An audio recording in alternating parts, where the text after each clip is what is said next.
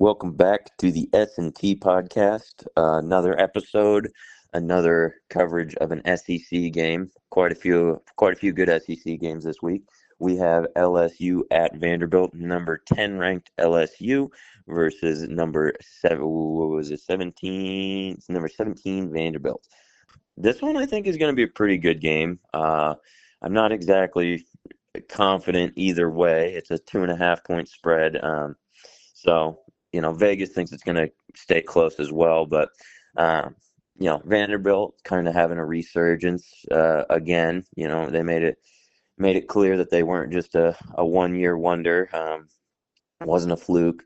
They did lose to Bama 30-14, but it's still a good team. I think this is going to be a big game for them to really. This is going to be a big game. If they win, I think their entire program will kind of not forever, but be more consistent in the upcoming years than it has been.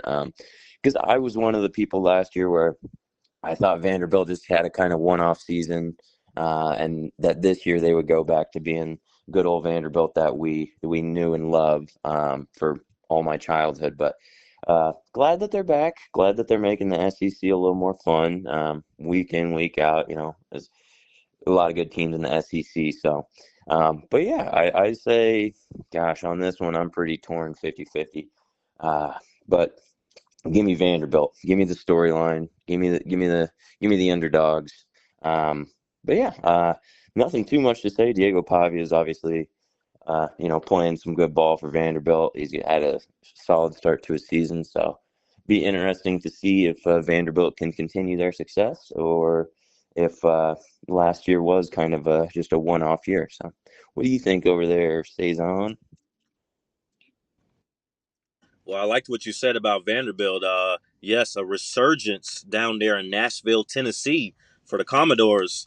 The Vanderbilt that we all knew and loved throughout our childhoods. I love that part.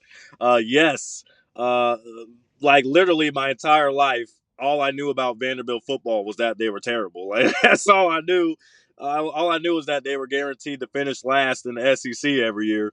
That is no longer the case, and I love to see that for football, just in general as a fan. Love to see when teams that are always bad finally have time to shine. Indiana, like look at Indiana, like wow.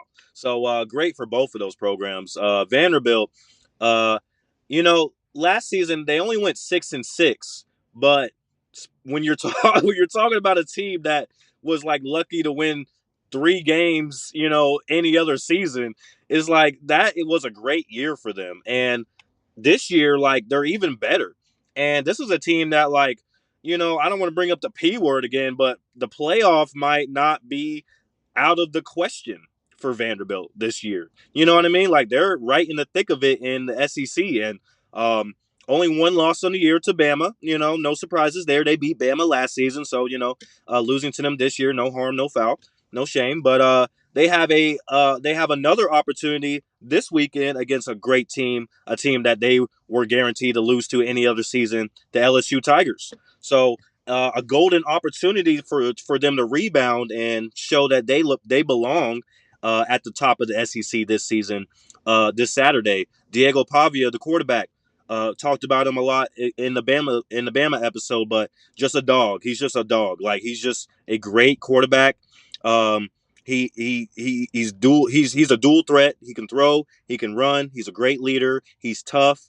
He's always taking hits and he gets right back up. He leads his team by example, and he's the reason why Vanderbilt is doing as well as they are. If there was any other quarterback there, I don't know if Vanderbilt would be doing as well as they've been doing the past couple of years. So, shout out to Diego Pavia. Just a great storyline, as you said, since last year.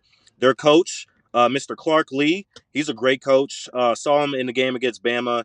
He was super locked in. He had his team ready to go, and even though they ended up falling off in that game and weren't able to close it out, like this team is for real. Like they're no longer a joke. They're no longer a team that you just automatically count as a W on your schedule each and every season. Like you have to come ready to play against Vanderbilt, or you're going to end up taking an L. So shout out to what they're doing down there in Nashville. On the other side, the LSU Tigers, doing what they do every season. They're always a contender. They're always a perennial contender. But this season, I'm not as high on LSU anymore. I picked them to make the playoff preseason. I thought they were going to be a lot better than they were last year. I don't think that's the case. I don't think that's the case.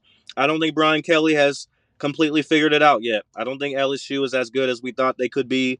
Having one of the top NFL draft prospects as your quarterback, it's not looking as good as it should be. Doesn't Their offense is not clicking like we thought it would be. The defense is still giving up a lot of points here and there.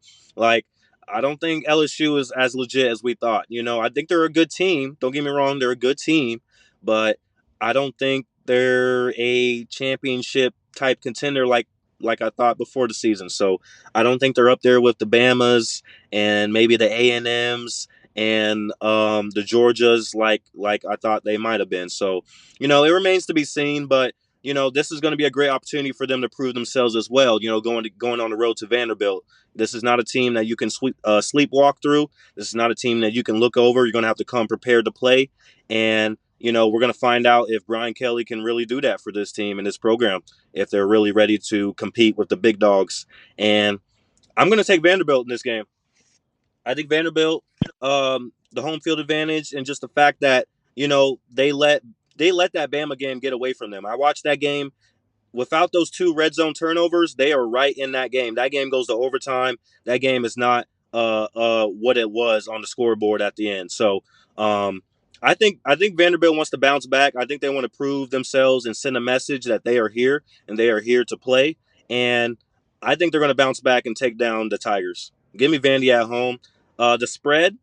Uh, I was surprised to see that Vanderbilt was favored in this game. They're favored by 2.5. So, like you said, it's not a big spread in this game. It could go either way.